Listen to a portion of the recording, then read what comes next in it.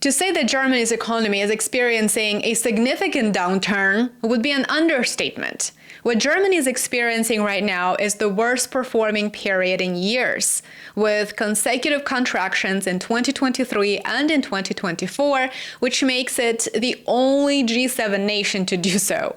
Structural issues, high energy costs, an aging workforce, and a slump in industrial production have driven this crisis.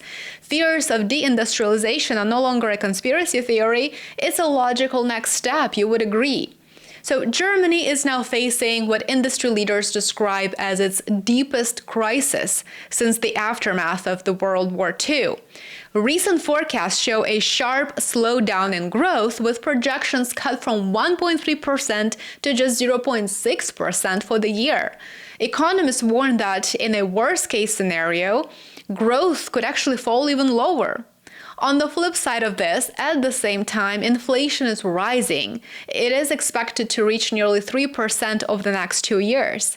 Needless to say, this combination of weak growth on one hand and then persistent price increases, this combination is placing significant pressure on households and businesses alike. A major driver of this downturn is the geopolitical global energy shock that is linked directly to the United States and Israel attack on Iran. Disruptions to oil and gas flows, particularly through critical routes like the Strait of Hormuz and possibly Bab-el-Mandeb, which I discussed in great detail in a recent video that was uploaded actually yesterday.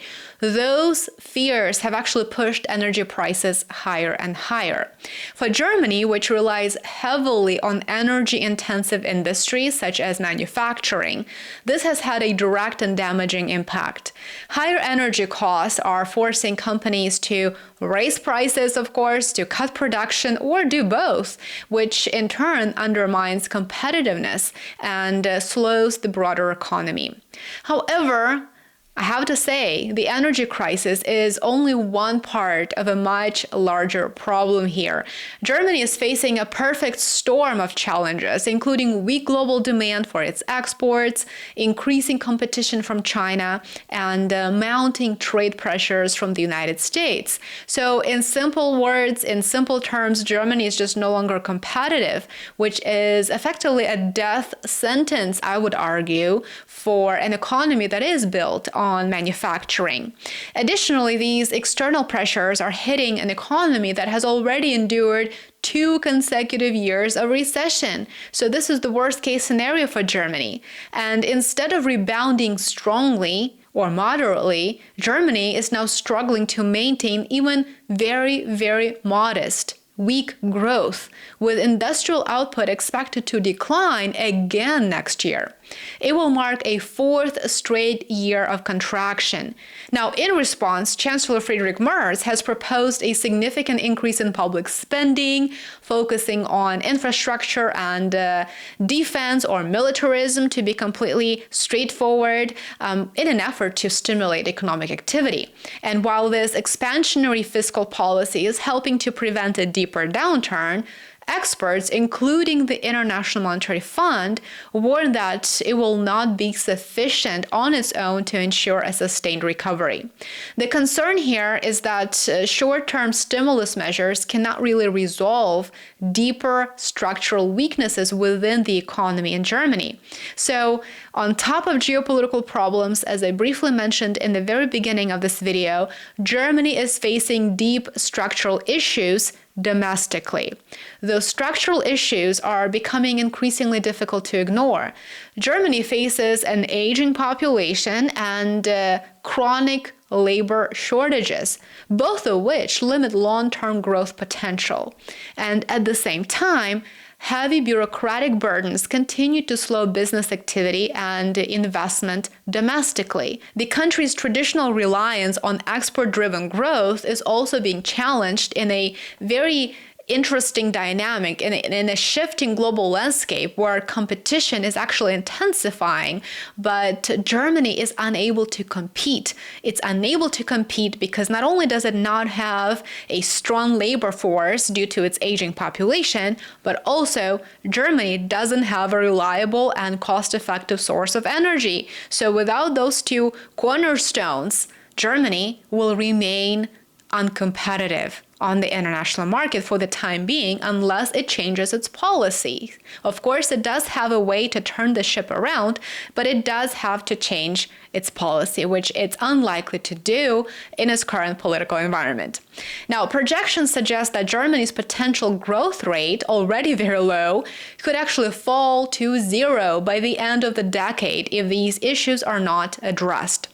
In Germany, industry leaders have grown increasingly vocal in their criticism of the government's response. The Federation of German Industries has warned that the economy is effectively in, quote, free fall, and they also called for a decisive policy shift that is focused on competitiveness and growth. Businesses also argue that current measures are actually moving too slowly and they fail to tackle the root causes of the decline, raising concerns about long-term industrial erosion. So it is good to see that there are voices in Germany that are rational and logical, but truth be told, there needs to be more. There needs to be more rational thinking in Germany. The government has actually explored additional measures, including a proposed windfall tax to help fund relief for consumers who face high heating and fuel costs. However, this approach is very controversial. Some economists argue that artificially lowering energy prices could actually distort market signals and discourage necessary adjustments. And so they effectively advocate for targeted support to households rather than broad interventions.